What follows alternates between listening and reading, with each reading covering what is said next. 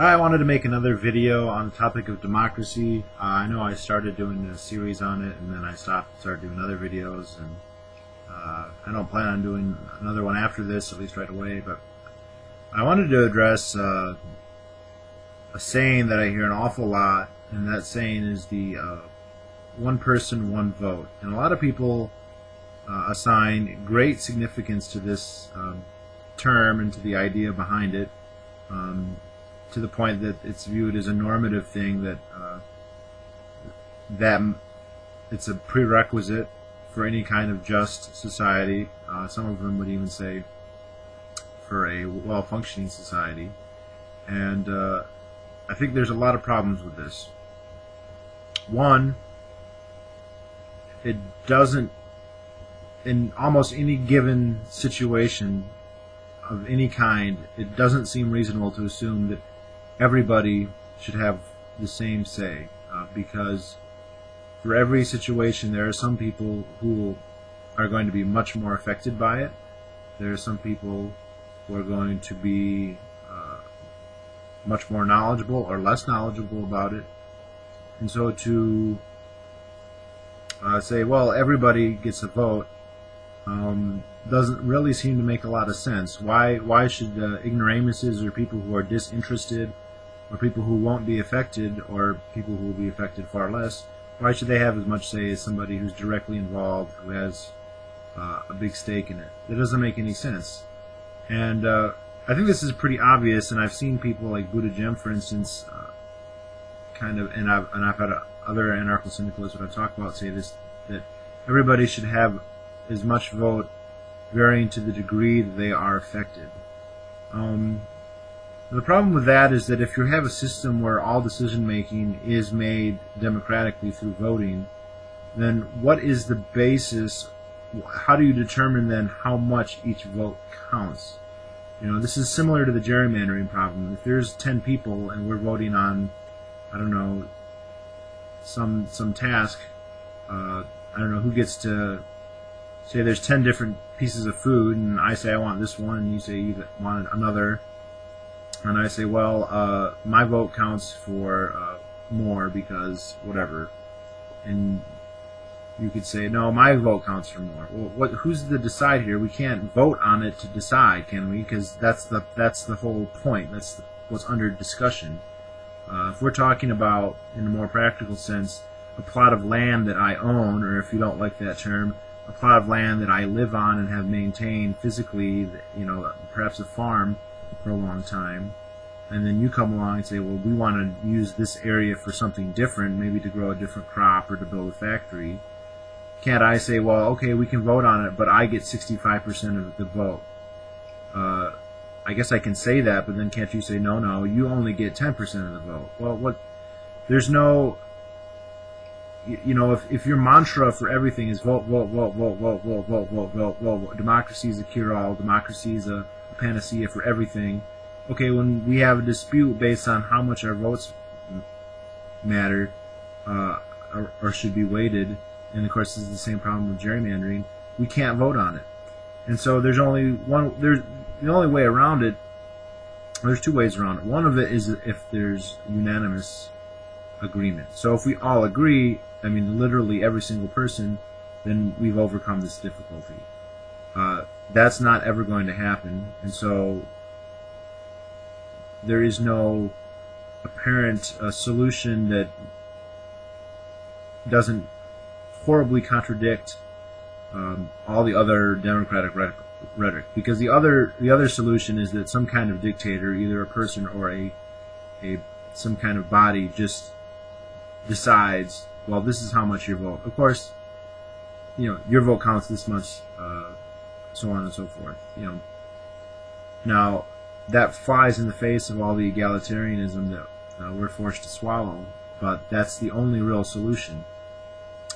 So there's all that. Then there's the fact, the empirical reality, that it's completely silly, even assuming, forgetting for now the how much are you affected by something. People have influence over other people, and so it is completely asinine to speak of one person, one vote. If we had every anarcho-syndicalist in the world in one big,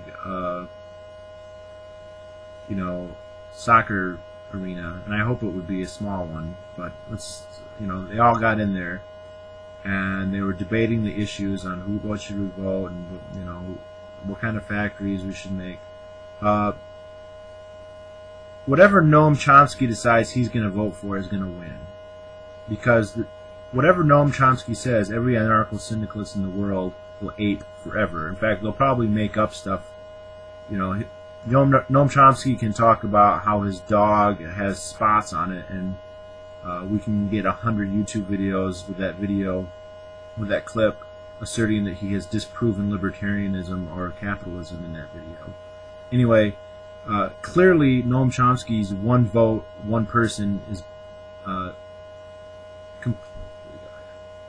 fallacious, because the majority, and if not the majority, a big minority, are just going to follow and vote whatever he says. And you could say, oh, that's just a weird example. No, it's always going to be that way, one way or another. There's always going to be somebody, at least a spouse. If you're a husband and your wife, or the other way around, is just going to vote the way you tell them to, then the whole one person, one vote goes out the window, because you're just influenced. And the thing is the people who are systematically and institutionally going to be the most influential are the best liars, the most silver-tongued con artists out there, who will play and manipulate votes. And so your whole, people aren't going to be, if you're in a minority, your vote doesn't matter at all, and you're going to be out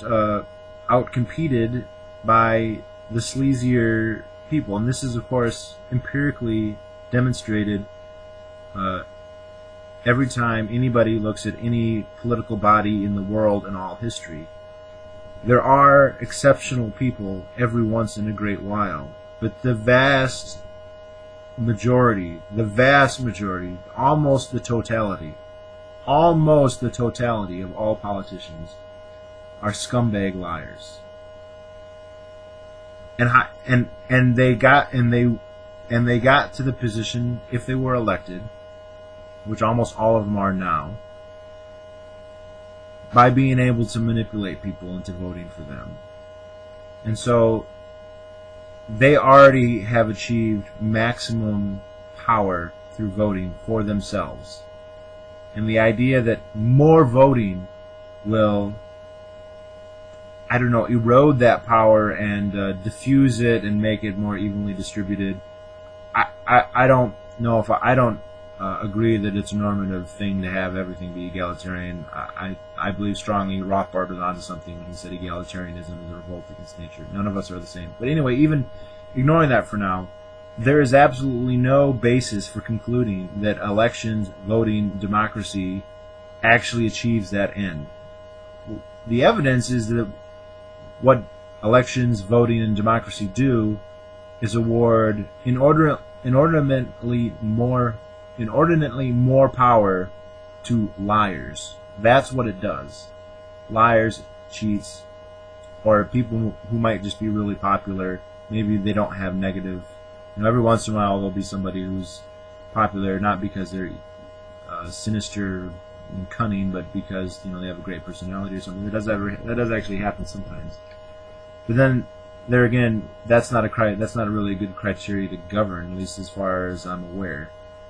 Not that there's any criteria really to govern. So this whole one vote, one person, one vote, it's like a cliche one-liner. It's a soundbite that has. It's weird. It breaks down if you look at it for even a minute to not making any sense. It's completely baseless idea, and yet there are so many people who base their entire political philosophy and their entire understanding of all the world based on this. And of course, liberals are like this in a lot of ways. Not classical liberals, modern days socialist liberals, including the so-called libertarian socialist ones. they buy into this thing, this base that is so easy to deconstruct.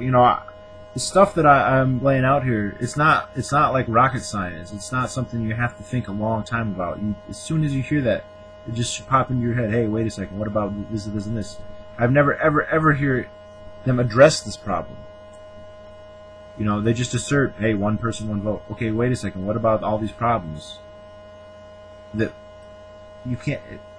If it hasn't even occurred to you, I mean, you're either being really disingenuous or you're jumping to conclusions. I think that's what it is. People have ends that they want. They just imagine a utopia. And if there's some slogan that promises that utopia, then then voila, there you go. And the fact that the slogan is nonsensical is irrelevant, because the magical make-believe land that they want to believe in is worth the delusion. But we actually have to live in the real world, people.